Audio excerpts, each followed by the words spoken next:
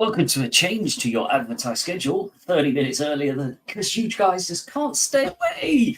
It's Let the Mayhem Begin. We got the boys back in town. We got my boy Matty and my boy Gino. How you doing, guys? Happy Monday. Happy Monday. It's been a couple of weeks. We've been organised. We've been planning. Have we? Well, Matty and I obviously planned it together to completely forget to tell each other that we were going on holiday at the beginning of the season. We all just disappeared and left you in the lurch, buddy. How you doing? Right. Man, both my teams suck. So I'm ready for the NBA and hockey now. I'm like, come on, guys, save me from my misery. But but the West Ham is not going well. But Jets are still 2-2. It's fine. We'll figure it out. You just lost to a. Sorry. Yeah, but in Jets fashion, which is hilarious, we would lose to a crappy team and win against a good team. We've always done that. What it is, I don't know why. Come on, you lost to a quarterback who went for 60 yards, and you still lost. I mean, and then we've scored 3 or 4 touchdowns against a good team. I don't know. That's just what we do in Jets fashion. It's so weird. I don't know what to tell you guys. I don't. It's confusing as hell for me too. But it's just what we do. It's what you do. It's why we love it, right? Hey, Peaches, how you doing? Thanks for tuning in. Appreciate you jumping on. Peaches. Hey, look at that. Peaches is like, hey, West Ham won the transfer window. Yeah, I mean that's it right now. That's about all you can do. That's only it. Too early. So and Chelsea look really good. Who would have thought? Chelsea. Well, did Chelsea look good, or did Cole Palmer? Is Cole Palmer just that good? I think he's perfected the art of being absolutely clueless about just about anything. But you put that man on a football pitch and goddamn, he'll do something. He'll do damage. Yeah, I just feel like it's the same story as last year. Without Cole Palmer, we are horrendous, but we have Cole Palmer, so we don't have to worry about that. You know. So you have Cole Palmer and 68 other players, and yes, just all you need is Cole Palmer and 10 people in blue to run around. Yeah, pretty much. Just chuck some other dudes out there with him, and something will probably happen. That's that's how it's going right now. How it's working. Oh, Liverpool nicely sitting at the top of the division. I just want to. I know. Look at you go. Get us going. Get us. City. City, did they lose points against Newcastle, or a draw at Newcastle? Not actually that bad a result, really, is it? No, but they have lost. Not to start off the show with a bummer. They've lost Rodri, haven't they? I believe. Yeah, but that's a very good thing, though, for all of us. For everyone else. I mean, I don't wish injuries on anybody, but that's a big loss for that opens it up massively. Yeah, for that team as well. I think it's an odd one. If they get injuries up front or at the wing or on a left back or something like that, they've probably got an equal enough. They can just plug somebody else straight back in. But somehow there's something about Rodri that just when he's not in that team, they don't function anywhere near as well. So I think it is a massive blow to City and their organisation and their push. But it will be interesting to see how they recover or who they find to plug in and whatever else. But yeah, it does open the door to other teams. Yeah, I just feel like City is such a weird, like we said, if they literally had an injury literally anywhere else on the pitch, like even potentially if Edison were out for an extended period of time, right? Like their backups everywhere are just so solid. But Rodri seems to be that one player, that one position they just don't seem to be as good against. Like even if you look at their ratio of wins, like with and without him, they're a totally different team. But yes, this is true. Yeah. I'm sure they will somehow find a way to just get it done. I'm sure they probably will. And Arsenal have a bunch of injuries too right now, but they're still getting it done. So it's just going to be a tight. This is just going to be so different and tighter. It's already been tight and weird games going on anyway. Weird results all over the place, and it's well early as well. Everyone's like, it's still the top of the league. It's like, come on, we've played 4 or 5 games. Let's not get ahead of ourselves right now. Let's look at the league in December, and then we can start making some sort of interesting discussions about who's in the mix and who isn't. The team that's definitely not in the mix, and I must say I'm desperately sad to see it, is Man United are absolutely awful. Free fall. They are just bad. I was wondering how long this was going to take to come up. I got to 5 minutes before I was just laughing at the state what's going on at Old Trafford. There's news over here that they're saying they're going to stick with Ten Hag. Yeah, they are as of right now. Yeah.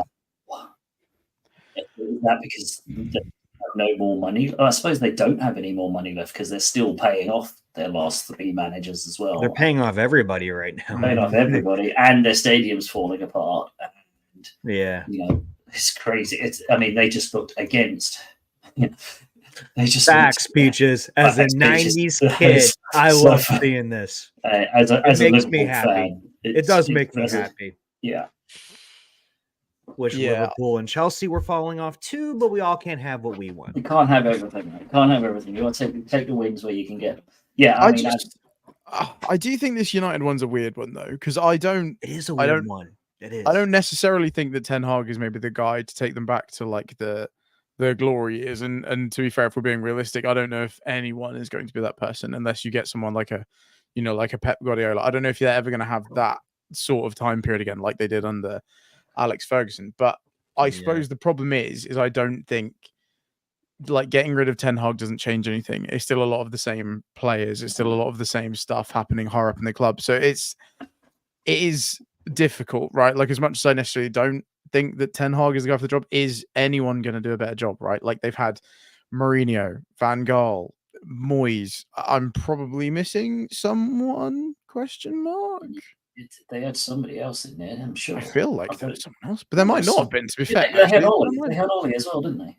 Ole Gunnar Solskjaer. There we go. I knew there was someone. But as you've noticed, the problems remain very persistent no matter who's in charge. Again, coming from a Chelsea fan, like when we got rid of Poch last season, I was like, okay, well, shock, the problems are still going to be the same. And to an extent, I think they are. Like the squad is still overinflated, blah, blah, blah.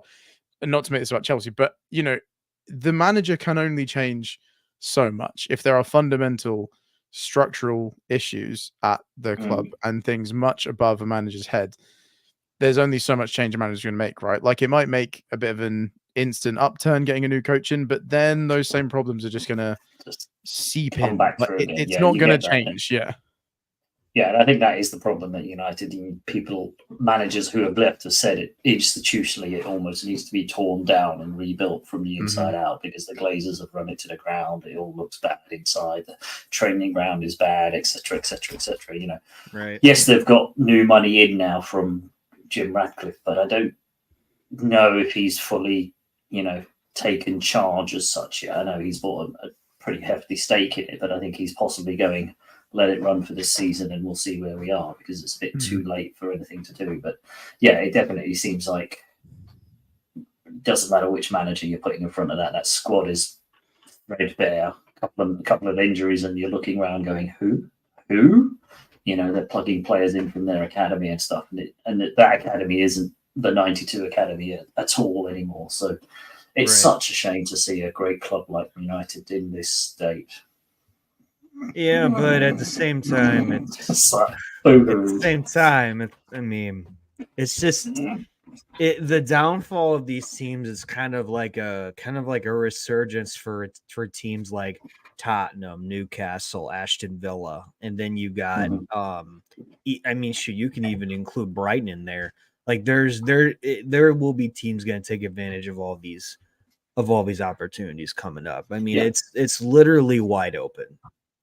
It is. And to say, 5 games, 6 games into the season, the top 4, the top 8 is wide open. To be honest, point differential is what I'm talking about. So there's nothing in it right now. Absolutely not.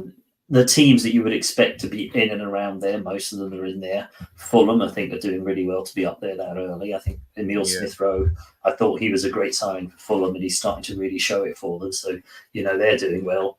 Villa being up there, no great surprise after last year. I'm kind of surprised Chelsea are doing it that well, Matty. Yeah, I thought you guys would be in the middle of the table. Yeah, with all your 68 goalkeepers and 298 first-team players, I'm surprised. And then don't forget the other 100 of them are on loan. Don't forget that. Out on loan across Europe. Yeah, actually owning the whole of European football.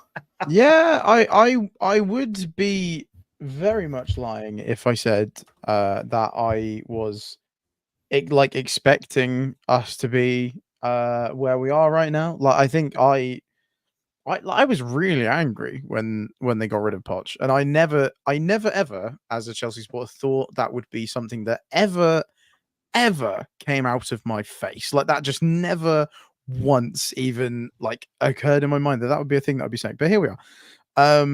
But I do think we're in a good place right now. I don't want to get too carried away because like I'm fully aware that with the absolute train wreck we were last year, this could just be a good hot moment. We could just be in a moment right now. This could very easily fall off, and then a couple of bad results. You know, the wheels on the train have fallen off.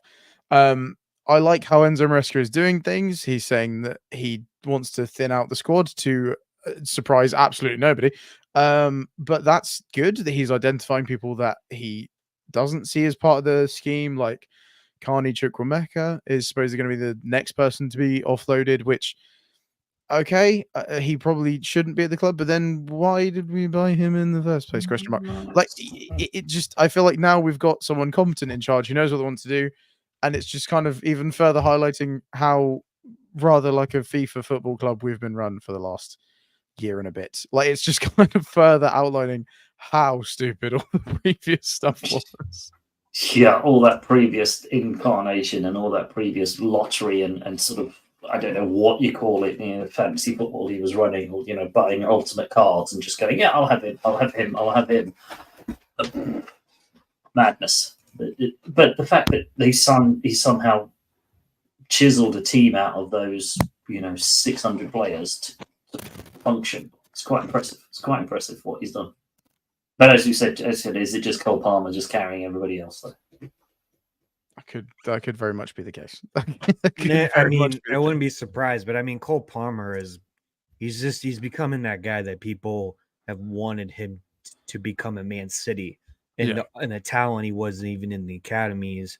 I think now it's just like even Man City fans are just like, okay, that was a horrible mistake, letting him go, and then he goes to Chelsea and just absolutely is balling. But I mean, I think for me with Cole Palmer, I mean, Man City was already stacked. I get it. They're just trying to make a buck off him, which is true. But City was already stacked, though. Mm-hmm. So it's kind of like he was never breaking out. It was an unknown thing. And if he does well, he does well. If he doesn't, he doesn't. Yeah. No harm, no foul. There's a risk. I think he was never reward kind of thing. He was never going to break that into that Man City squad in the way that he has in Chelsea. I don't think. I think Pep didn't see him in that role or whatever it was. Maybe he just didn't trust him enough, or he was too young. Right. It seems like Pep has this thing. He's got, I won't say his favourites, but he does have a set system, and maybe Cole Palmer doesn't fit the Man City system as well as he does another system, because he's a bit more direct than that sort of City who like to be death by possession, whereas in Chelsea they can be a bit more direct, a bit more counter-attacking every now and again. So I don't think he would have flourished as much as City. His talent was obviously there for everyone to see, but I think they realised, and this is a nice thing that City have done, they kind of realised that actually his career would be better off somewhere else, because he's never going to get the game time or get the kind of play that his kind of football deserved. And he's gone to Chelsea and it's absolutely flying.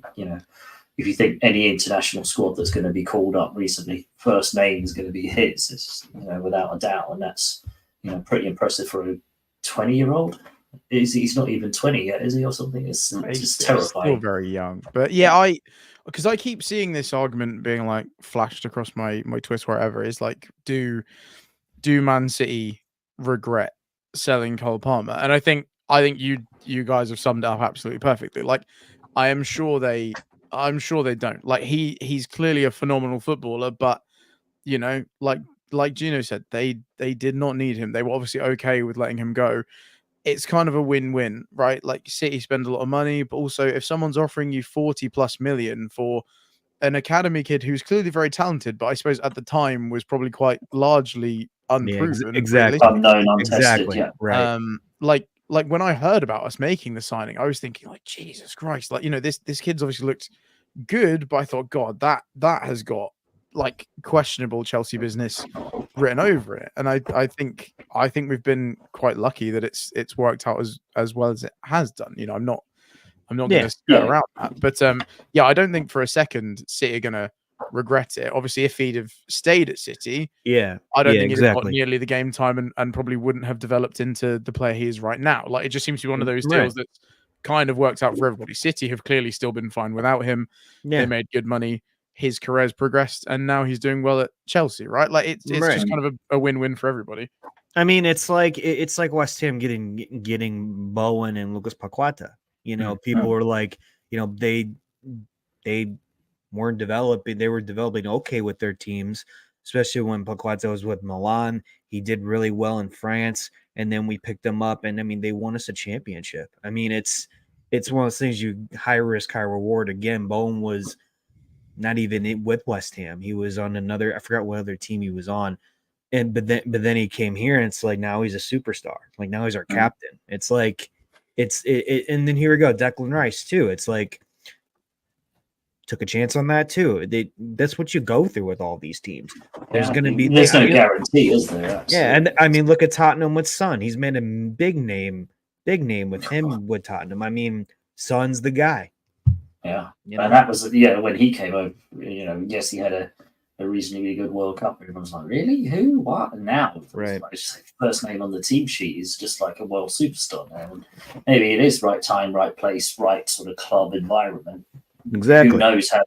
Who knows how many of those players who are sitting on Chelsea's books will never. I mean, look at all the Brighton players. Look at all the Brighton players. That's those random ones that Brighton pulled out. I mean, high risk, high reward. Take chances. Like West Ham have done too, but it's not come together right now. But on paper, you would think that they're one of the best teams. Some of them going to hit. Look at Liverpool's business. I think you guys have done a phenomenal job business-wise, offensively and midfield. Defense, it just really depends. But a couple of injuries and we're in trouble there. But yeah, that's what our concern as Liverpool fans is. It's like, up front, middle of the park. Yeah, looks great. We're stacked there, but and then Chelsea just want to buy everybody in sight. They just want to buy so no one else could have them. You know, we're just going to stockpile so you can't have them. Yeah, I think Chelsea are like drafting in fantasy football, first, second, third round. They're just picking everybody, even if they're never going to play them. They just put them on their bench, but you can't. Go on loan the following year. Yeah. Go on loan and go on loan the year after. Yeah, and as Peaches just said, Brighton, the perfect example of just cherry picking or finding gold in South America. Literally, they keep picking out these great players, and from smaller leagues and smaller places. They've got a great scouting system, and it's doing well for them. And it's doing well for Chelsea because Chelsea don't just go along and buy Brighton players for a massively inflated price. To be fair, at this point, I do feel like Todd Bowley should genuinely just consider purchasing buying as a feeder. The amount that we have given to that organization because of buying managers, players, like their entire backroom stuff. Like I'm pretty sure that you're still paying for, right? Pretty sure we've poached their head scout, I believe, or like something like we have. Just at what point do you just think, right? Like when you have like a really old car and it's like, okay, sorry, mate. It's going to be like £800 to repair it. And I'm like, I'm not even sure the car's worth £800 anymore. Like, at what point do you have that realization? They're like, is this worth it? I don't know if I'm doing the right thing anymore. Maybe just buy the whole thing. That sounds very entitled, actually, of me. Obviously.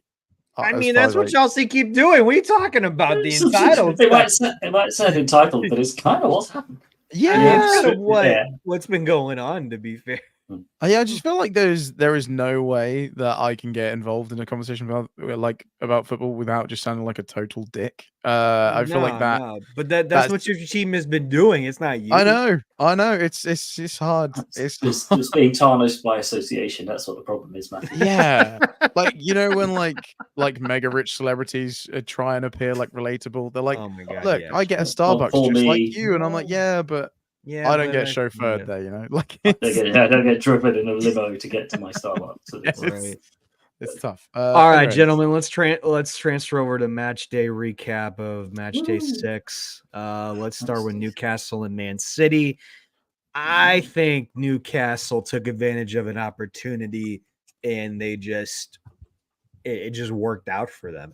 I'm just shocked that they tied, to be fair. I don't know what you guys think. Groovy, we'll start with you. What do you think? I thought it was a well orchestrated Newcastle. I mean, obviously they were probably underdogs to win that game or to get anything out of it, because everyone, City always go in as favourite. But I thought they played it well, especially taking advantage of the disjointedness that happened when Rodri went down. I think that they realised there was a weakness in midfield, and so they kind of took over and tried that. And I think Guimaraes was pretty good for them.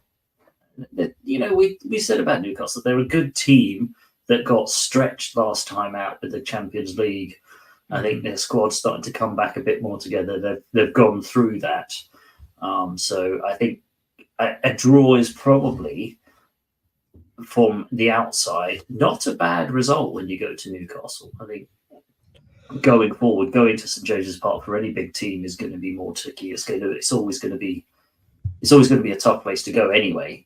But I think maybe a draw was the best. Well, it's the best result for everybody else, but I think it was a good result for Newcastle specifically, considering who was going on. And it did seem like City did take a fair bit of time to get over the Rodri incident, either from a emotional point of view from the players or just a tactical point of view of realization that they now needed two players to kind of cover the one place that he would normally run. So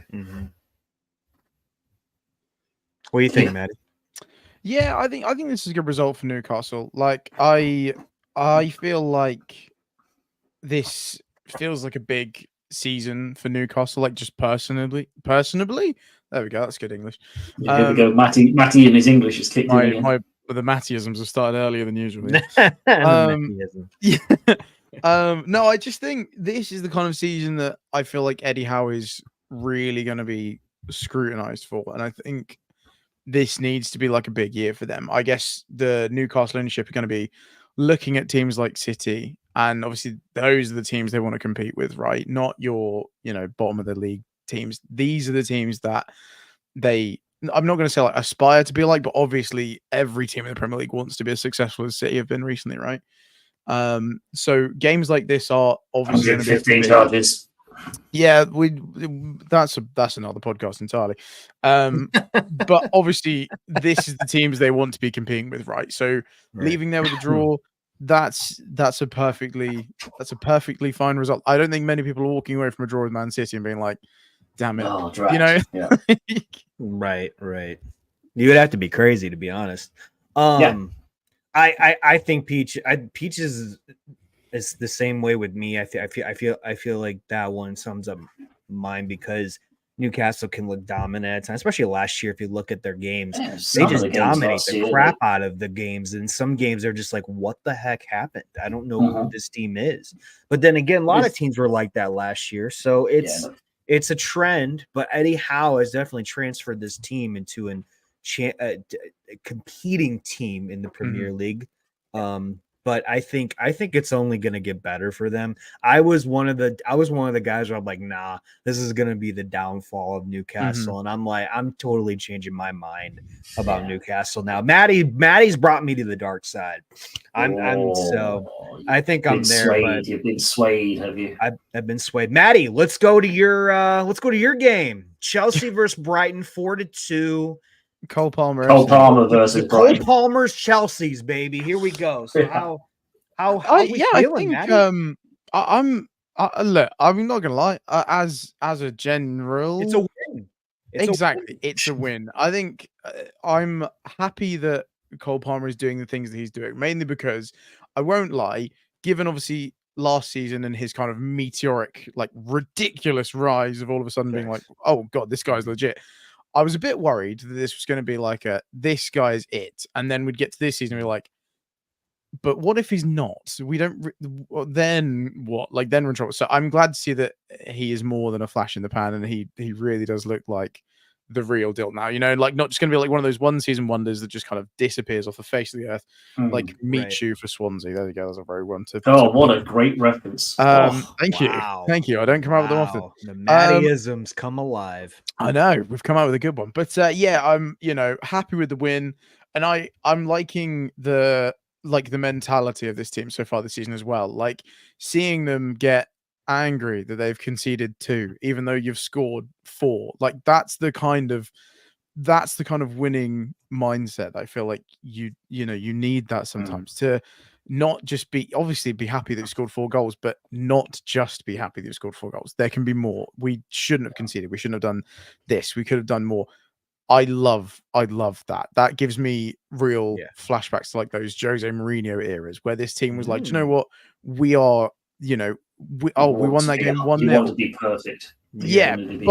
You'd still be like, we could have done this better. We could have done this better.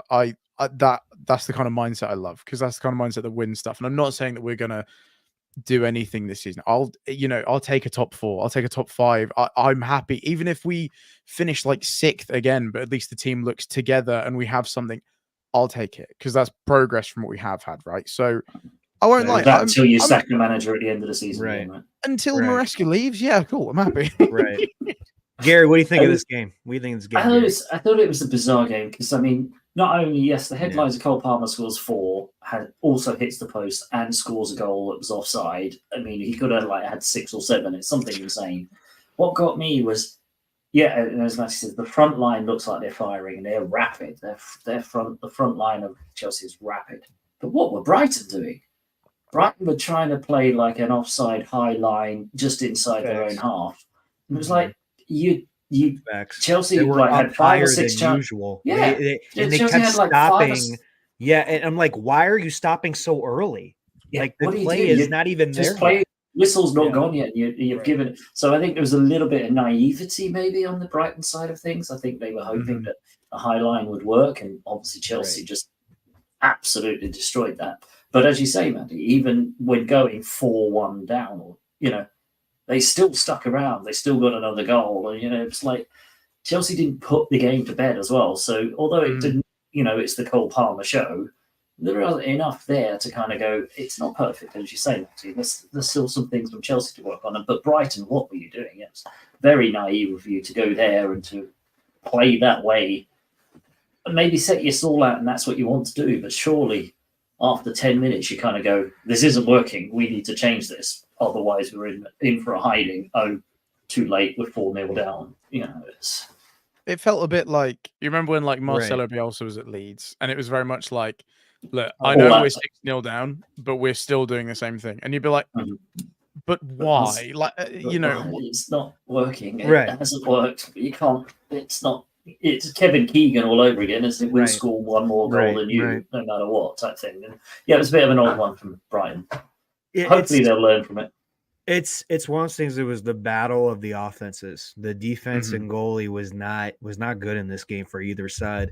I think for me, Mitoma was their bright spot for Brighton the whole time. Mitoma's creating opportunities.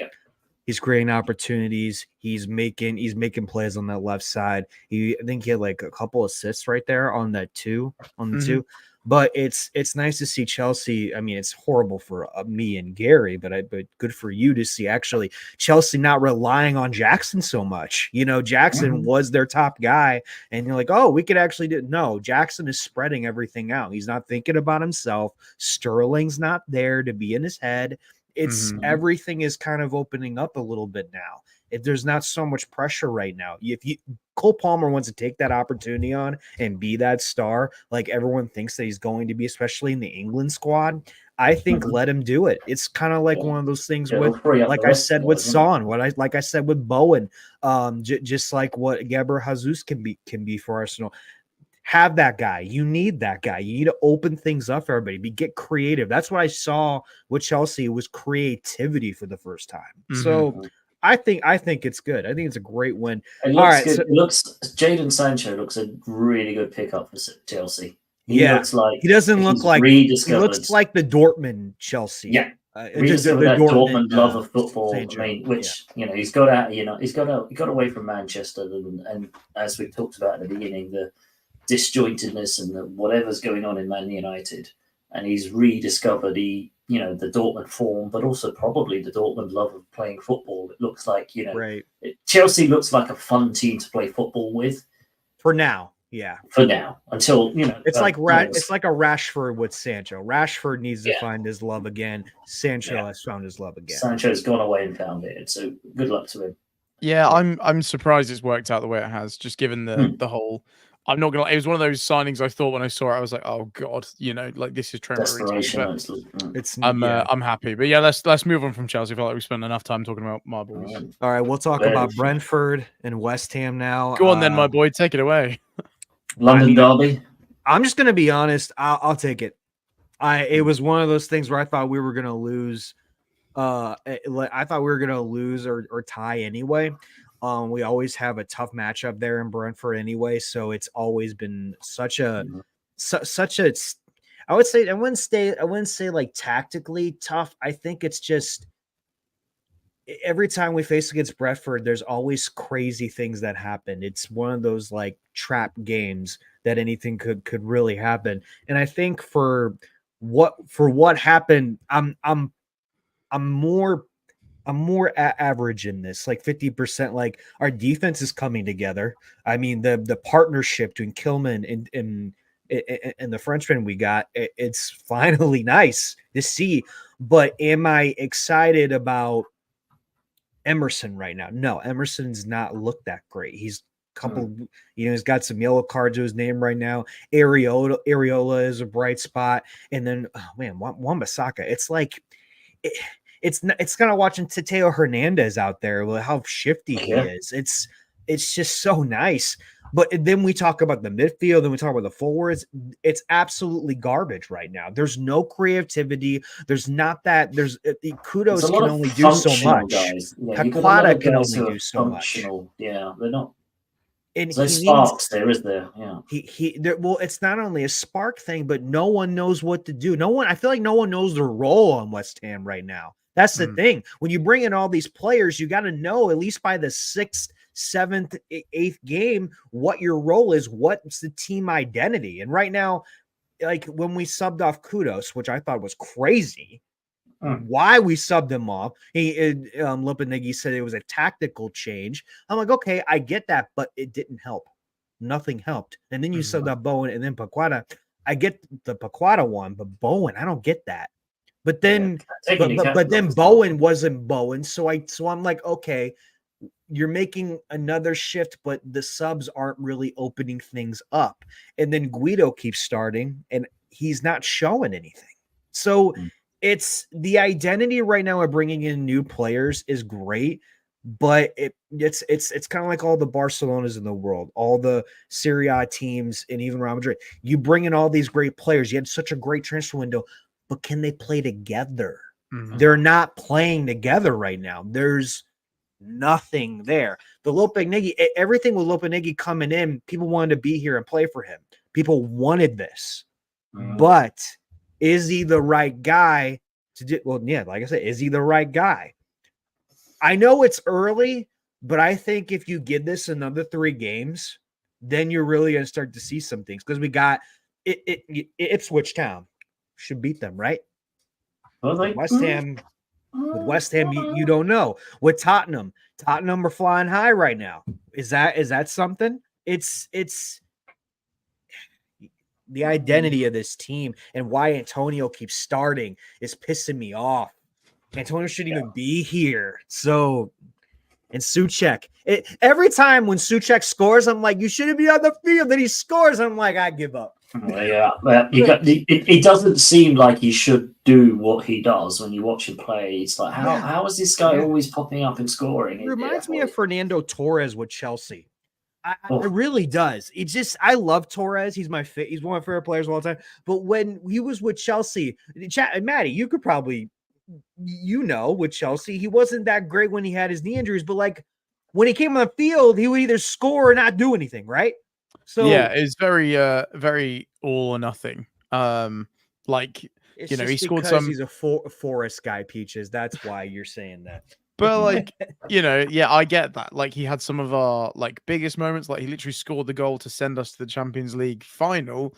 But then, yeah, there'd be some other games that you'd be like, we might as well just have played with 10 men, right? Like, I get that frustration of it's like they are either the main man or the game just passes them by as if they're not there. Like, it is frustrating. But yeah, I get what you mean. It is tough. Again, coming from a fan whose club brought in a ridiculous amount of players and needed to try and fit them all in somewhere, it's obviously hard when you've got a lot of adjustment, right? Like, new manager, you're bringing in all these players, and sometimes I feel like so many moves look so good on paper, but then, like you said, has this actually been thought through? Does this gel? Are these players going to work together, or do their skill sets complement each other?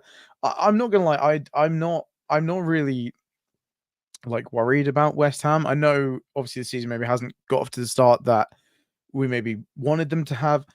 It's only, I say only, but it's only 6 games, right? There's 32 games to get this right, and I do think they will. I think you guys have a good coach in place. I think you guys have a good squad.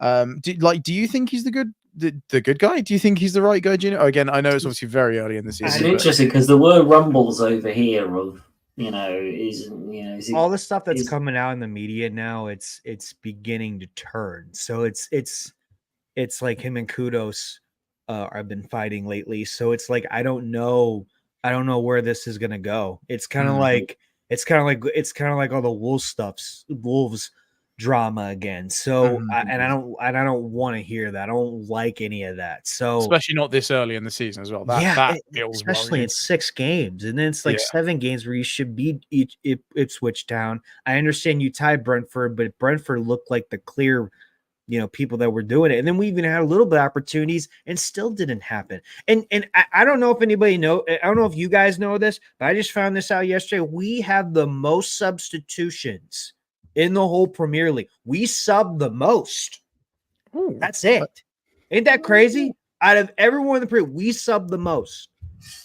And that's because you would think it would make a difference. You think it would make you think it would either make a difference, but also you kind of think, I suppose this is not taking into account the transfer record, but you would think West Ham have a set starting 7 or 8. Yeah, right? Just from the out, you just this kind of just like the mindset. It might not be true, but it just when I think West Ham, I think they'll have 7 or 8 players who are set all the time, and then maybe 2 or 3 who float in and out. But if you're subbing that many times and you've got the most substitutions, then it shows that maybe the coach just doesn't know how to put the jigsaw pieces together in the best way just yet. Yeah, like he's playing with dominoes right now. Like he's trying to find. Problem is he's playing checkers. Yeah, and he needs to get Antonio out of that starting spot and then put like Bowen, put Kudos on the other side, put Paqueta in the middle, and then you put Somerville on the left side. You got to have some shifty guys on these sides. That's how you're going to get crosses in. So it's the Fulkenberg injury hurt a lot. That's what hurt. I think that he was going to be your that hurt, and that's why Antonio's playing. And it's and then Ings. We're relying on Ings for God's sakes. I'm like, why are we? It's a mess. The striker's a mess. Anyway, so let's. Did you say something, Gary and Maddie? Did you say something yet? We were just kind of backing you up, as you say, Brentford apply. Brentford again, I think this is like the 3rd or 4th time this season they've scored within a minute. Yeah, what crazy time. What's going on? Crazy, well, they've just decided, obviously, we'll go all guns blazing for 5 minutes. If we don't score, then nothing. Because it seemed like that's what they did against you, right? They scored early. Yeah, they scored a minute in. And then we'll just sit back and just soak up the pressure. That's us done. That's us done until 20 minutes late of the second half or something. So it's a weird one. But Brentford, as we said, Brentford's a tough place to go. Yeah, it's a tough place to play. Really small area. It's a small little ground. They're still punching above their weight. They're such a well-coached team. A point at Brentford is no mean feat. It's nothing to be sniffed at. Like we just said, a point against City, you never sniff at that. Point at Brentford, at least you didn't lose, right? You got back, you got the goal, get out of there intact. I think that's not too bad. But let's go to. Sorry. No, go on. I was leading into the next one, depending where you want to go. I was thinking Everton and Crystal Palace. Yeah. Everton 1-2-1. Wow. Yeah. I just don't. I mean, they are bottom of the table, bottom 5. Both teams are. Crystal Palace just seems like, they're always have good competition. They've always been middle of the pack, upper kind of like top 12. But now 10 to 12. They don't. Now everything's in question. Now everything does it. You lost to Everton, so it's like I feel like if you're going to lose to Everton, it's kind of like alarm bells. So, but I know it's early in the season. Well, I understand that, but I mean, damn, 2-1. Yeah, 2-1. A team that against Everton, a team that's looked bad. Yeah, bad they can't get it right either way. Either way, they can't do anything right. But to lose that, and Crystal Palace, they're flattering to deceive almost. They look like they should be competitive, and they look like, as you say, mid-table, sort of high to mid-table. But then you look at them, and they're like, they haven't won a game in like 6 games or something. They've tied quite a bit. Yeah, they've lost draws and stuff. So they're not actually that good a team. So shouldn't have been that surprised. But I suppose because Everton have looked so bad, it was a surprise. Right. I still think Palace is going to be a middle of the pack team. I still think they're going to be fine. But damn, that's just me. It's just damn. Maddie, what do you think? Yeah, I'm kind of in the same boat as you guys. I feel like I do think Palace will be okay, but I think when you consider the absolute like honking start that Everton have got off to, and you're now sitting there after 6 games thinking Everton have beaten us, Everton have now won more games than us. Like it's only 6 games. Obviously, it's not panic, but how long does that have to continue before you think, that's not good? I do think Palace will be fine. I'm pretty happy to see Everton actually pick up a win. Like I was getting worried.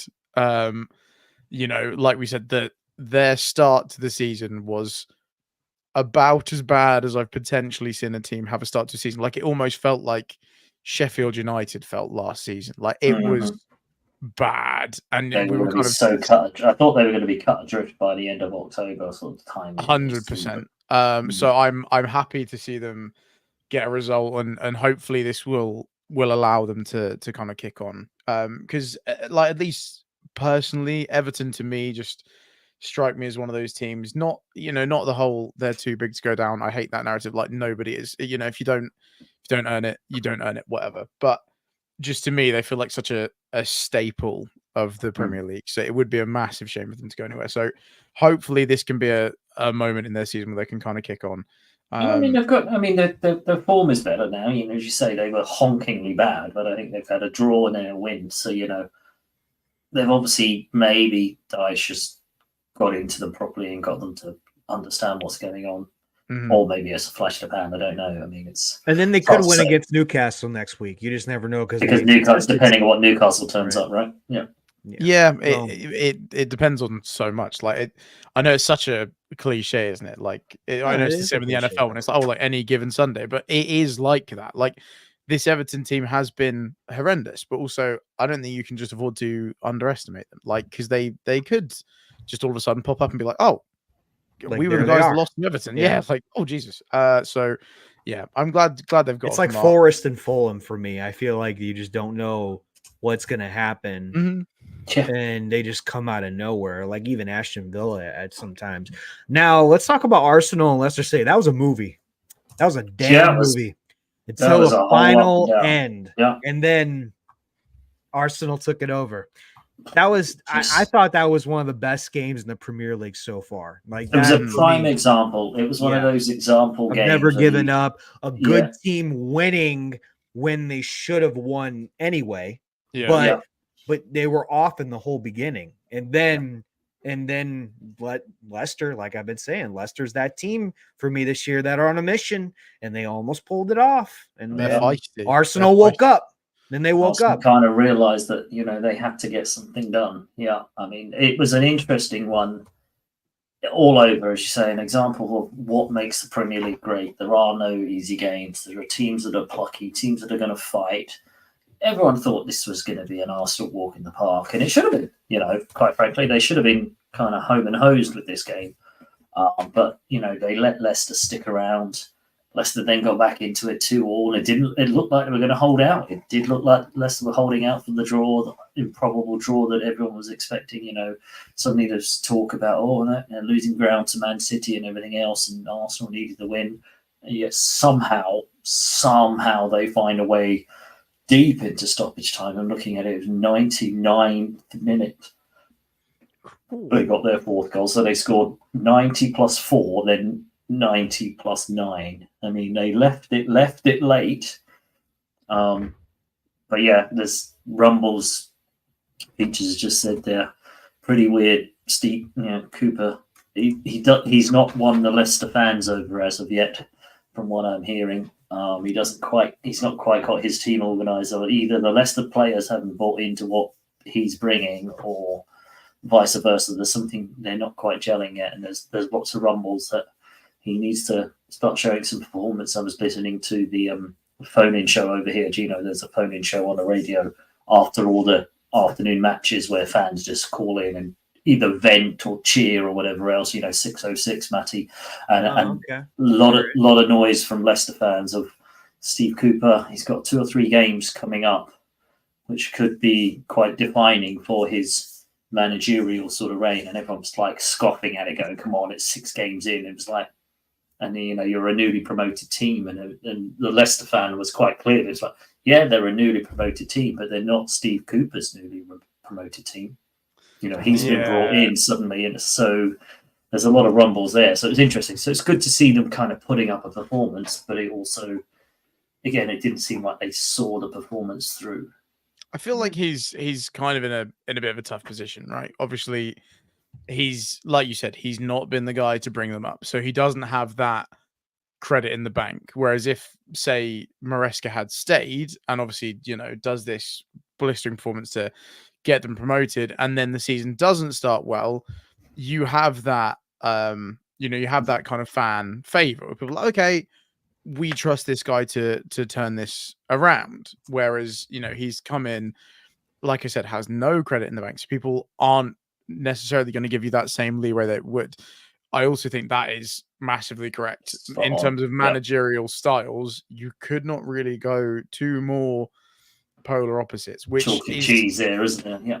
Like, I kind of thought at the time when they announced the appointment, it seemed like a weird appointment. Like, I didn't hate it, like, in terms of someone with experience who kind of knows the league. Like, I quite like the job that Cooper was doing at Forest, to be fair. I know obviously it didn't end necessarily well, but I liked him as a manager, so I didn't think the appointment was weird from that perspective. But going from that style that got you up to a different style, and I get when you get promoted, you kind of need to be a bit more pragmatic. You can't just expect. It's definitely a pragmatic signing, wasn't it? Yeah. Yes, and I know when you get promoted, says there, I think they definitely learned from the, okay, Burnley, you've strolled the Championship, or okay, Vince and company, you want to play this expansive, lovely football, carry on and get absolutely hammered week in. Yeah, which is valid. It did not work for Burnley. It did not work. So the fact that Leicester then kind of went, right, we need a manager who's going to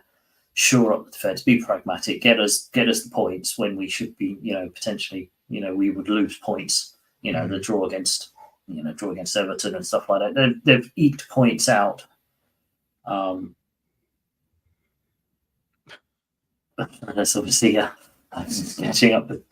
That song does not age well. You're right, Peaches. But it's a pragmatic, and it will take time. As you say, Matty, to go from that free flowing sort of all-out attack mode that they were in the Championship to kind of different type of football will take time. But is it the fans being too entitled, as we said, or being too over the top about what their expectations are? Are they thinking back to a few years ago when Leicester were a comfortable Premiership team, mid-table with that one magic year? Or have they forgotten, hey, you've just been promoted, you're a newly promoted team, you need to just survive, And I think there's a bit of both that are going on there, where the fans have got the expectation of sailing back to the top of the league again. That's never going to happen when you've just come back up from the Championship. Yeah, I agree. All points. I agree. I think Leicester just need to chill a little bit. I think they need to give them time. But I do agree with what you said about the radio. I think next 3 games, I mean, I could say that about West Ham too. Next 3 games are going to be very telling. But let's go to Forest and Fulham. This is a very tight game. I think Raul Jimenez is just rejuvenated himself. Yeah, it's just which is great. This is the Wolves Raul Jimenez guy. Yeah, and it's great to see because it was a horrendous injury. You can tell this is his team now.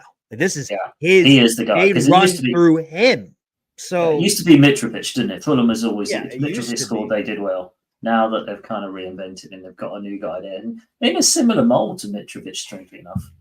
But now I think fair play to him, and he's taken him a few seasons to realise and get back his full confidence, which is in no way, shape surprising for a guy who had his skull crushed and was playing with bandages and skull caps and stuff like that. So it's not surprising that he was never back to that Wolves Jimenez and for the previous season and a half or whatever else. But it does look now he's got that back. He feels much more comfortable. He feels like he's this team. So it's nice to see a 1-0 win.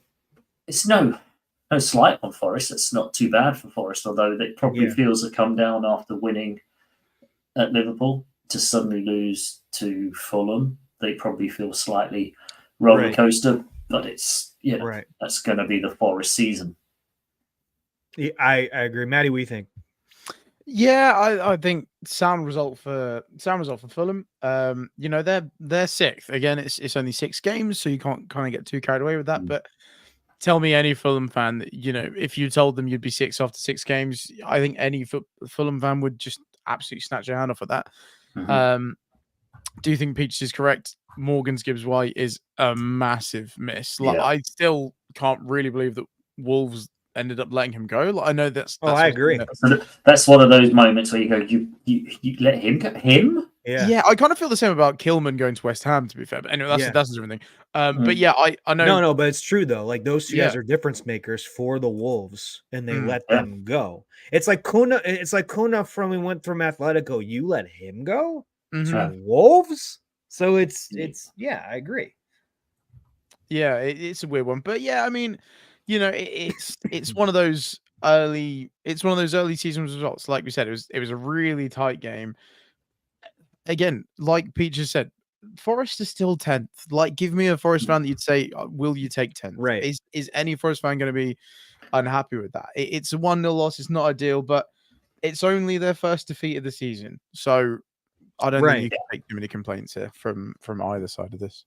All right, so let's switch over to Gary's team now. The Wolves in Liverpool here. I'm going to be honest, Gary. I thought you guys got lucky. Left it a little bit squeaky bum time, didn't you? Squeaky bum. Should have had the game wrapped up. Should have had the game wrapped up. But you kept him in it, though. That's the thing. You kept him. They had opportunities, and y'all just were slacking a little bit. No offense. I just think y'all got lucky. But Did not start very well at all. I was watching the game. First 15, 20 minutes, we could barely get hold of the ball. It was all Wolves. It was all of them. And, the fact that they didn't score was the only kind of shining light from that first 20, 25 minutes of it. We kind of started to work our way back into it. And the pressure, that early, as that old cliche says, you quiet the crowd after 20 minutes. If you can stay 0-0, you start to work your game in. And that was in evidence. Towards the end of the first half, we took the lead. A great header from Konate. Keeper possibly feels like he might have done a little better after previously pulling off an abs. This is an interesting one. It will be interesting if what Peaches will think about this one.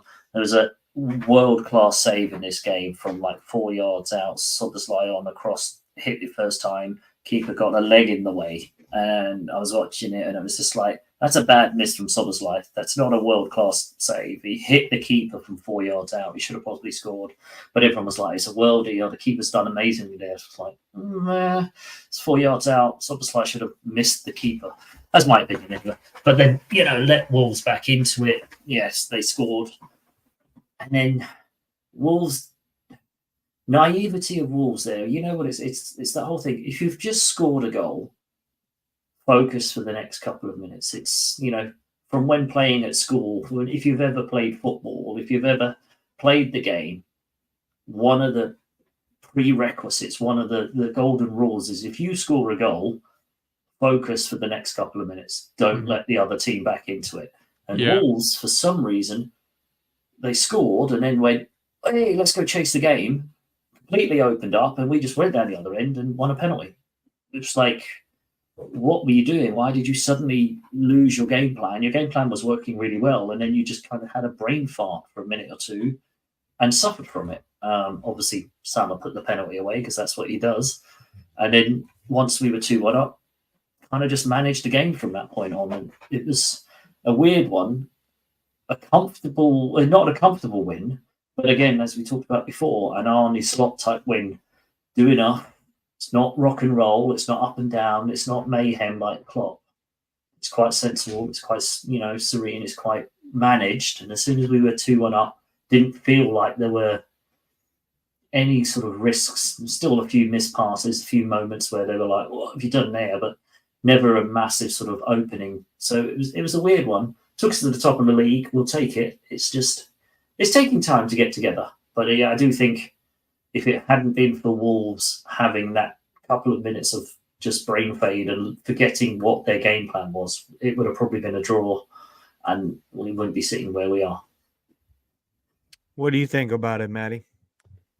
Yeah, I think I just kind of second everything that Gary has said. I think these are the kind of games, though, that define those successful teams, right? If you can have those games where you haven't been at your best and you maybe have stepped off the gas, but in those pivotal moments, even if that be, just being on the right side of decisions, whether it be coming to have a penalty or something like that, these are the kind of things that define successful teams, right? You need to be able to get the result when you're playing well, of course you do, but even when you're having an off day and things aren't clicking, you still need to be able to get the result. Again, it's only 6 games in. We're going to try not to get too carried away, but you've kind of shown that you can win the right way and win when things maybe aren't clicking for you as well. I just think from the other side, this is I'm trying to think how to word this. This just feels like a Wolves game. I feel like they're such a plucky team, and I don't think anyone is going to have an easy time against them. Like, they just seem so up for it all the time. And I love how, like we've discussed, some of their really, really good players have gone. Like, they have let a lot of talent go, but this team still seems so up for it, and like they've still got that fight about them. And I do really like the job that Gary O'Neill's doing. So I think there's a lot to take from this rather, from the Wolves side as well. Like, obviously it's a loss and that's not ideal, but I don't think they should be too downhearted by it. Like you said, Gary, I think the one thing they maybe need to work on is putting their chances away. And I know that was a problem last season as well. Like, this isn't a new problem. This seems to be very much a continuation of last season. But I think there's definitely stuff to take heart from this if you're a Wolves fan. And there definitely is if you're a Liverpool fan. Like you said, you could definitely improve, but the most important thing is you escape there with 3 points. That's the biggest point for Liverpool right now. Yeah. Nice. I think you're right. Plucky. Yeah, Wolves give everybody a game. You just hope for their season and, they start to pick some of these good performances, battling performances, start to pick up some more points because it's early, but they've only got 1 point of 6 games. Their goal difference does not look great.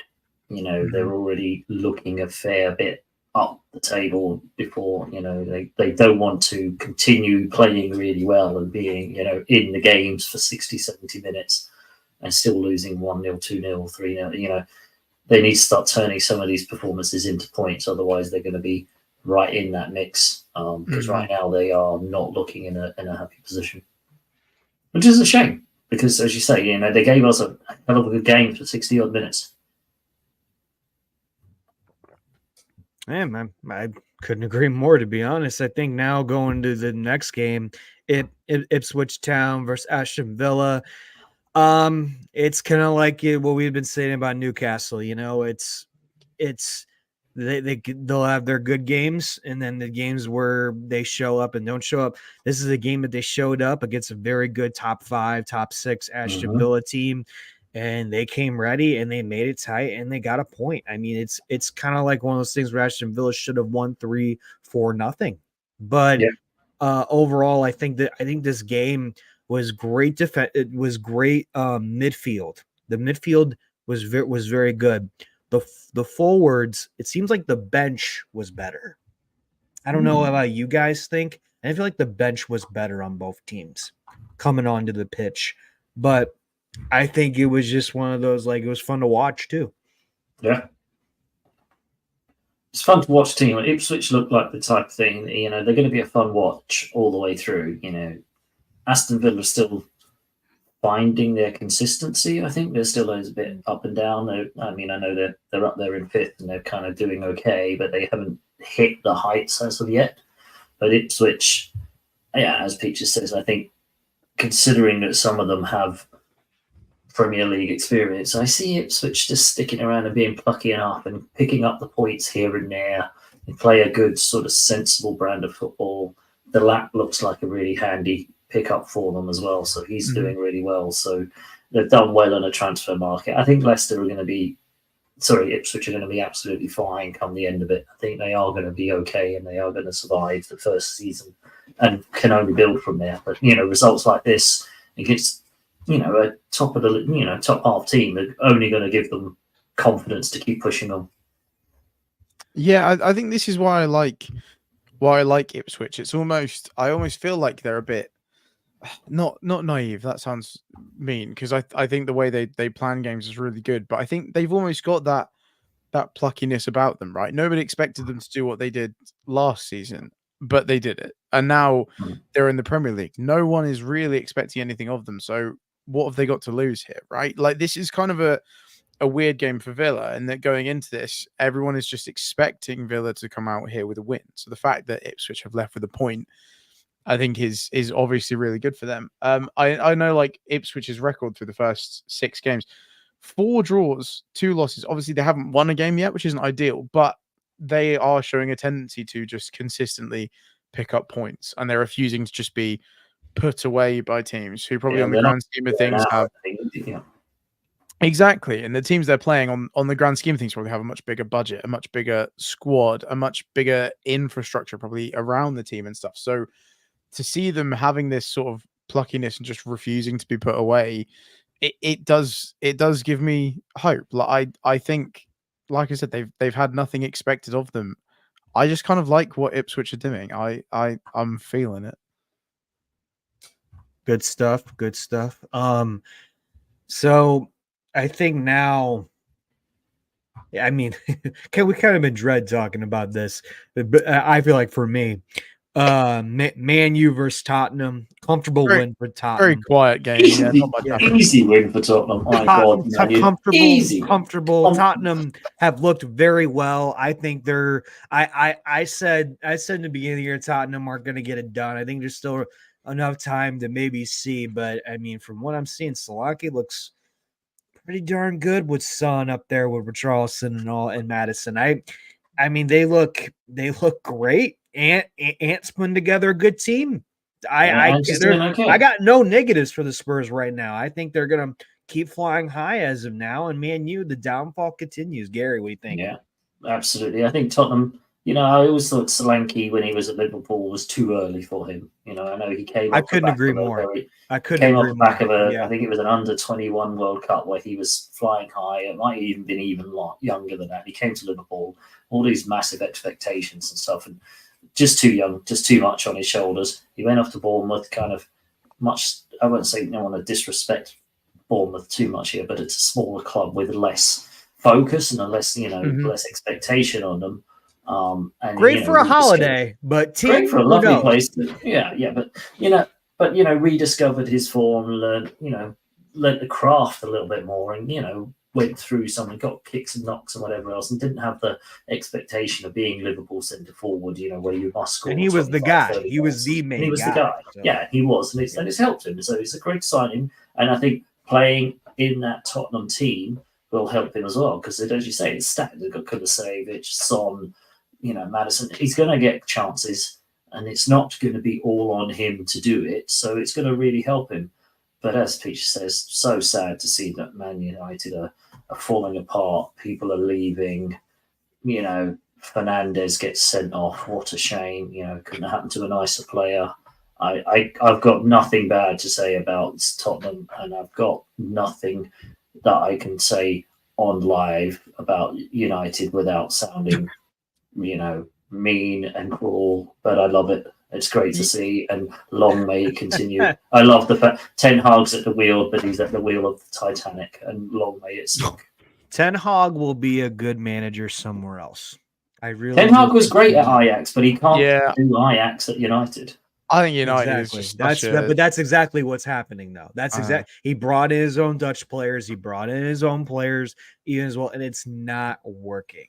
No, I think Man United is just, I mean, like I said, we've already had this, but I think United is just such a weird place for any coach to go right now. Like I said, I think unless you are literally someone generational, like a Klopp or a Guardiola or someone like that, you are not going into Manchester United and just making things better. Like, just nobody is.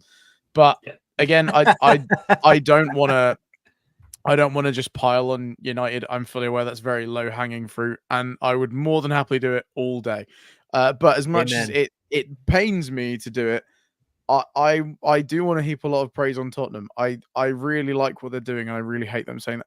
I like Ange. I like his personality. I like the fact that he just has his way of playing football, and that's what he does. I like the fact that he just makes jokes about the way that people just continuously write this man off. Mickey van der Ven. I really like this guy. What a run. I love that this team is playing with the confidence to just be like, do you know what? Because it kind of gave me flashbacks of like when Rudiger was at Chelsea, and he would just go on those ridiculous like 50, 60-yard runs, and you'd be like, where are you going? But then maybe 1 in every 10 of those would come out in some absolute magic, and you'd be like, do you know what? Rate it. I love it for them that they're playing with the confidence that their centre half can just go and do that. And obviously it worked, and it looks unreal when it does work. And there is actually nothing better in football, is there, to watch like a centre half striding out and doing like a 60-yard run forward, and everyone's like, terrifying if it's your own player, but when it works, god damn, it looks cool. Absolutely, it looks great. But I remember from Liverpool, Matip used to do it, and it'd be like, "Oh, it looks amazing," and then suddenly you'd be like, "What's he doing that far forward? Wait!" The panic would set in, But the problem is that we also had like, what was the guy's name? We fobbed him off to Crystal Palace after a while because he was just like, just an accident waiting to happen. Saka could have been. Yeah. For who? He used to play for Liverpool centre half, but then we fobbed him off to Crystal Palace because he was just a liability. Oh, it was Saka. It was definitely Saka, wasn't it? Yeah. Every time the ball was at his feet, it was just a liability. But every now and again, he would do that sort of charging, great run forward, and we'd all be like, "Wow, man, amazing! Oh, I what love are you Saka. doing?" You fucked him up. Yeah, you did. You fucked him up. He got himself. He didn't do himself any favors. And just to finish up on the the week 6 games. Bournemouth, Southampton, the battle of the South Coast. Bournemouth comfortable winners there. Southampton are struggling in the Premier League. I think not shocked. Find it hard. I expected to win 3-1. Yeah, absolutely. Obviously a bit of a South Coast derby, but not a big surprise. There's a bit of a gulf between those two teams, and I think Southampton are finding it a struggle being back in the Prem. Yeah, definitely going through some teething pains right now. It feels like I feel like when they find their feet, they have a chance, but they're kind of one of those teams that I'm looking at as a bit of like a. I feel like they need things to start clicking fairly soon. Yeah, it's fairly soon. They need to find those feet pretty soon, otherwise they could be in a bit of trouble. Looking ahead for this Saturday. Yeah, they are going to be in trouble anyway. I think we all had them down as in the bottom 3 anyway. So. Yeah, we've got some more big games coming up this weekend. Mm. Chelsea Forest, we've got the Matty and Peaches derby.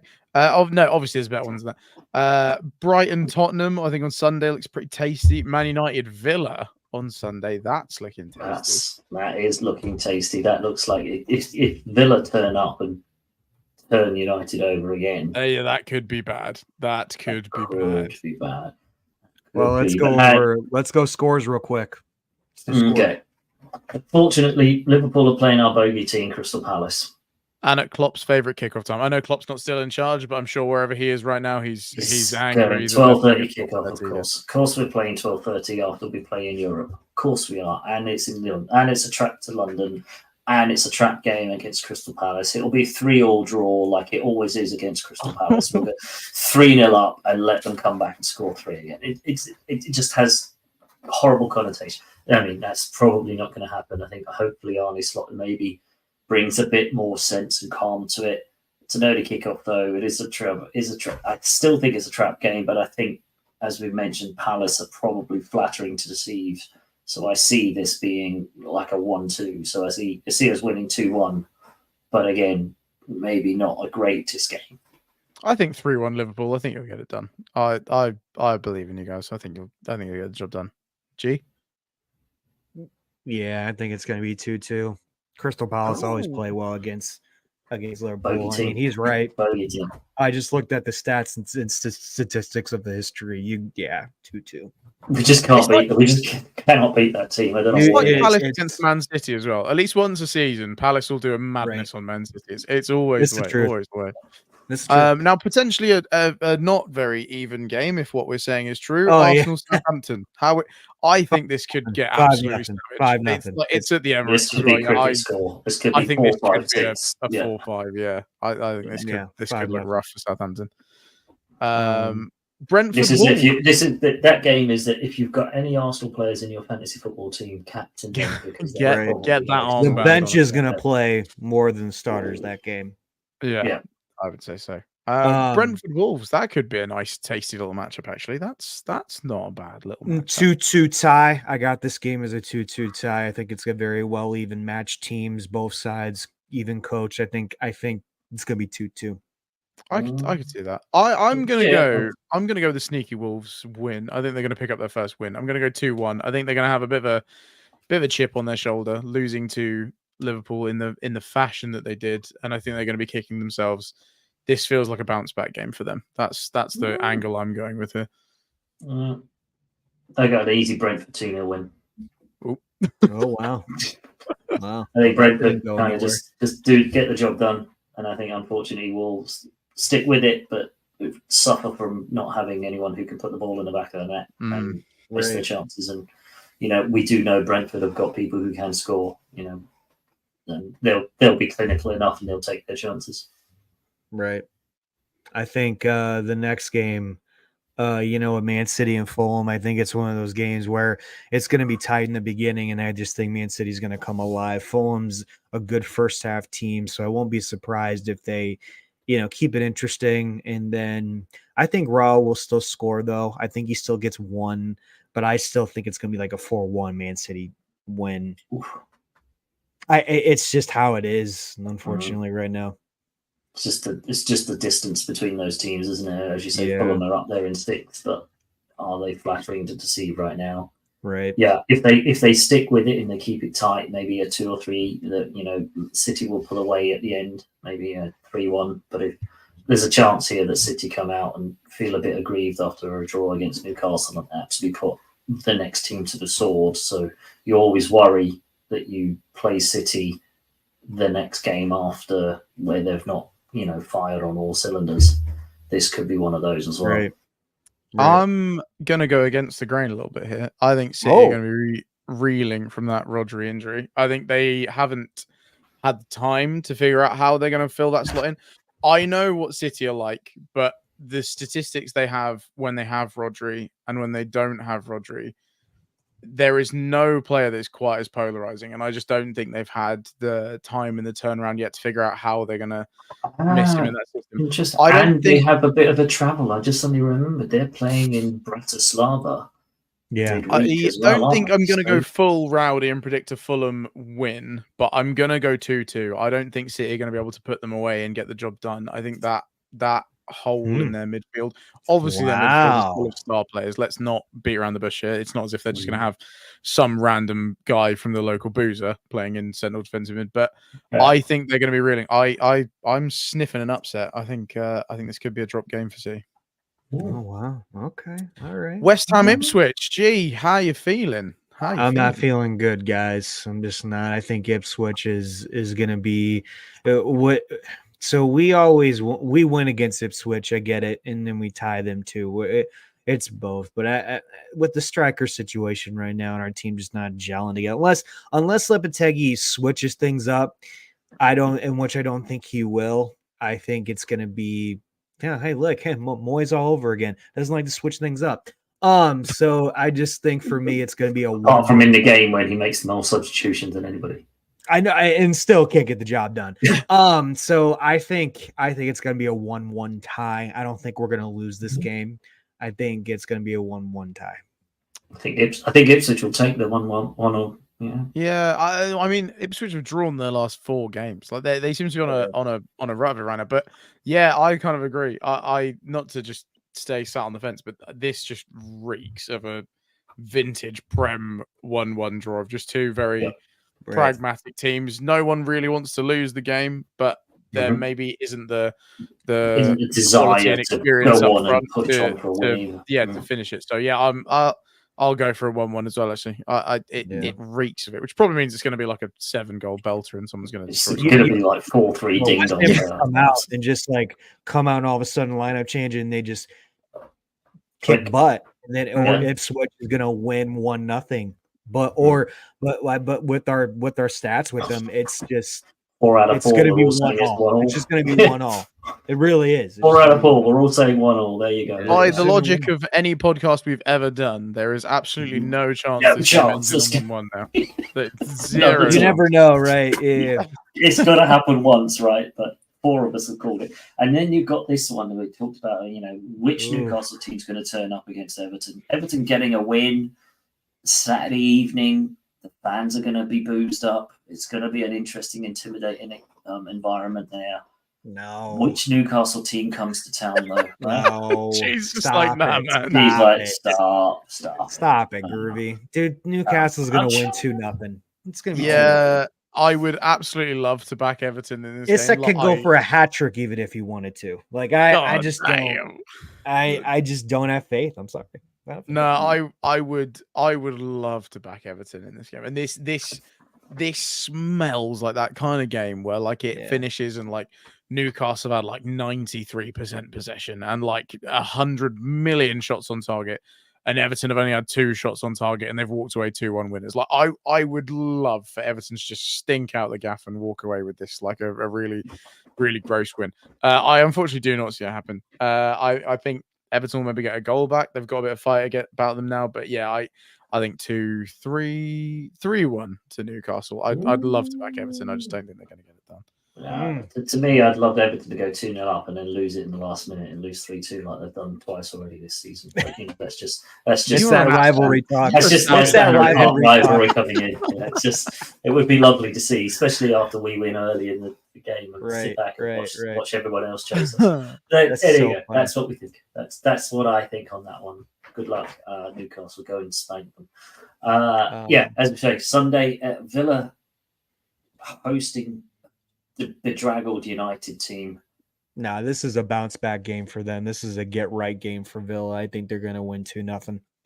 I thought you were going, when you said it's a bounce back get right game, I was wondering where you were going. No, this is you think Villa's going to take that crap like they did this? There's no way. No, they got to bounce back. They're a good team that knows how to bounce back too. Yeah. I think they got the team, they got the coach. They can easily bounce back this game. 2-0 Villa. Excellent. All in on that one. Exactly. You got it's like the 49ers. You got to take advantage of the injuries. You got to take advantage of people that are down. And I mean, there's a lot of injuries everywhere. Kick him while they're down, Villa. Kick him while they're down.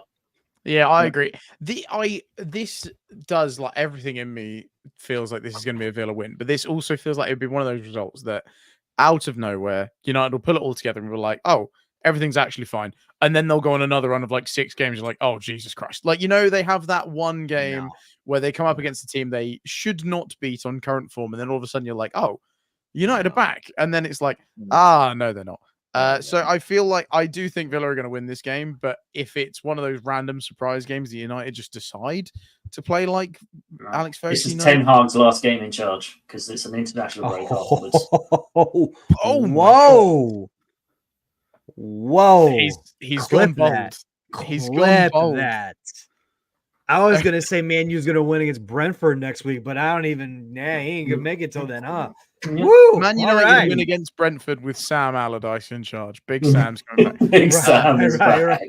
Big Sam. After the international break, there'll be a new manager again. That's so funny. That's big so cool. Funny. Big cool. All right. Wow. All right. Okay. All right. 3 games to score now. Let's start with Leicester and Bournemouth. Bournemouth have easily been, you could say that they're gonna win. I think this is gonna be a two goal draw, Bournemouth and Leicester for me. I think Leicester at home, tough place to go, but I think Bournemouth have a little bit of savvy about being in the Premier League. They probably just edge it 2-1. This is a trap game for both of them. That's why I think it's going to be 100%. This feels like a game that like neither of them are going to want to lose, but also are either of them going to be able to put it away? So you get Leicester still chasing their first win. I'd love to stick this up to a Leicester win. I think Bournemouth will get it done, but I think it's going to be not cagey. I think it's just going to be Stevie Cooper there. Looking at Peach's comment there, looks like Stevie Cooper knows how to lose the ball. There we go. I'm going with some history here. Yeah, I think Bournemouth will get it done, but I feel like it's going to be tight. Not necessarily like a really cagey game, but I just think it's going to be very even. And like whichever team loses is going to walk away from it thinking, God damn, like that was a result. Should have won that one. Yeah. Before we talk about Chelsea and Forest, since we got, Chelsea and Forest in the chat, Chelsea on the panel, I think let's talk about Brighton and Tottenham first. Okay. I think Brighton and Tottenham, I think it's going to be a 2-2 tie going into the final minutes, and Tottenham's going to win 3-2. Oh, it's going to be a nice little game. I think both teams I think Tottenham's coming off of, what they're coming off, but like Brighton, there's something in me with Brighton that's just going to keep up with them. I don't know what it is. I think Tottenham's going to win it in the final minutes. It's a great game to finish the week on. When you look at it, 2 teams that play great football and attacking football and stuff. Which one shows that out? I think Tottenham probably just come out on top. I think you're right. If it's that dramatic and it's in the last kind of closing minutes or in injury time, then great. I see them winning. I see them having probably just a little bit too much for Brighton. When we listed some of their players that they've got, I think that Tottenham squad is starting to gel and come under Big Ange. I think he's playing some good football, so I do see them taking that probably by the odd goal in 3. So a 2-1 win. It's not going to be a blowout, but I see them just edging it. I think Tottenham are going to be pretty comfortable in this. I'm not going to lie. I see this 3-1 job for Tottenham. I just think based on like the potential defensive naivety that you show against a team like Tottenham, Chelsea, who are a bit of a one-man team a lot of the time, let's be honest. For a team like Tottenham, where I feel like a lot of the players run through brick walls for each other and they're very offensive and their offensive players are very explosive, I don't know if you can afford to make those same mistakes against a Tottenham and expect to just be let back in. Must be said, Tottenham obviously play a very high defensive line as well, so this could potentially just be 22 men fighting out on the halfway line. That could be how this plays out. I don't really know. Could nullify each other out. Who knows? But this could be very strange. There could just be like 20 guys and then just a lot of space and 2 random goalies. Like this could be a strange game of football. But yeah, it looked like an Atari game. Tottenham 3-1. Interesting. Wow. All right, then Peaches. All right, Maddie. Maddie and Peaches. We just sit back, G. This is where we just sit back and let these two go at it with each other. Yes, I'm just trying two so hard, hours later. There you go. so hard not to get carried away with how this is right now. I think we have looked good, but I just don't trust us, man. Like even now, I'm like, this is going well, but I'm just waiting for it to go wrong. You know, that just sense of like existential waiting for that extra that shoot, the second shoe to drop. I'm like, right? oh, this is That good kind of now, but like I know it's coming. Just let me down gently. Like when's that gonna happen? You know, like I'm just waiting for something. Peaches is Come on, not Maddie. expecting anything from this. Okay. Come on. Struggling against mid-table. You know what you want to say. You know what you want to say. Just say it. Just say it. Yeah, but G, and my thinking is I'm pretty sure this whole season I have not backed Chelsea and we're doing well. So what if We just keep going. what if I back them See, this is and what then I all of agree. a sudden I we agree lose, with like, this. Yeah, Yeah. so Chelsea suck ass. No, okay. I'll go. She'll never walk alone. I see in the back of your thing, Gary. She'll never walk alone. Uh-huh. Oh, God. I'll go for like a 2-1 Chelsea win, but I don't think You sound so positive there. You sound so confident. I don't think so. I don't think we're going to make it easy for ourselves. Like I feel like it's going to be one of those games where you'll look back at it and be like, we shouldn't have won that type jobby. You know, like that's the feeling I'm getting from this. I feel like we're going to trip over ourselves, and it should be a game we maybe should put away a lot more comfortably than we do. Yeah. But I feel like I'm going to reflect on it at the end of the game and be like, come on, we do that. They shouldn't have gone that way. Exactly. I wonder what Peaches thinks of. Peaches doesn't seem too confident. Is like not making it easy. As long as it's in the end, Peaches says there. As long as it's tight, as long as it's not a blowout. It won't be tight. It will not even be a blowout. It's just going to be 3-1. That's it. It's not 4-1. It's not 5-1. It's a 3-1.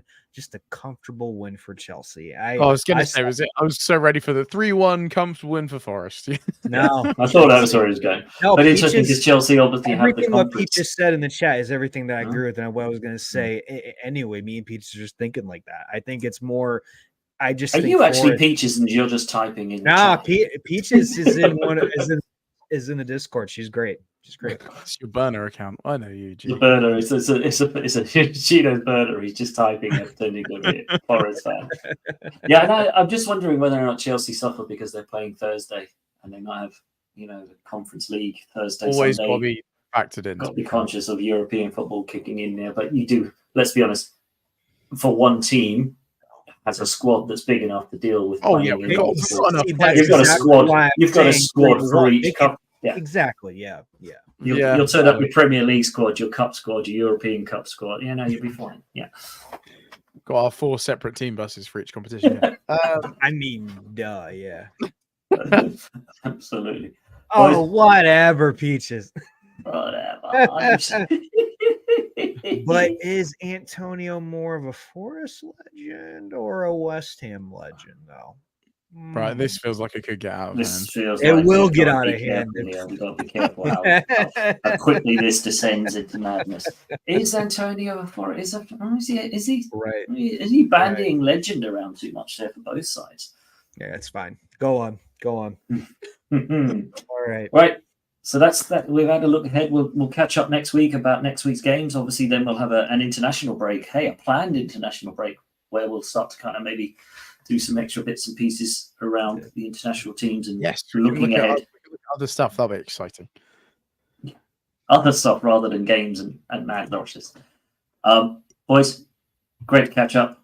Love speaking to you guys. G, thanks for jumping on a Monday afternoon for you, Matty. I know we've stayed up late for this, but it's been worth it. Worth it.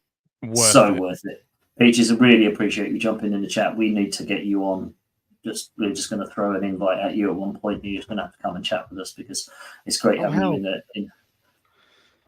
Until next week, folks, this has been the Let the Mayhem Begin. We hope you've enjoyed it. We'll see you next time.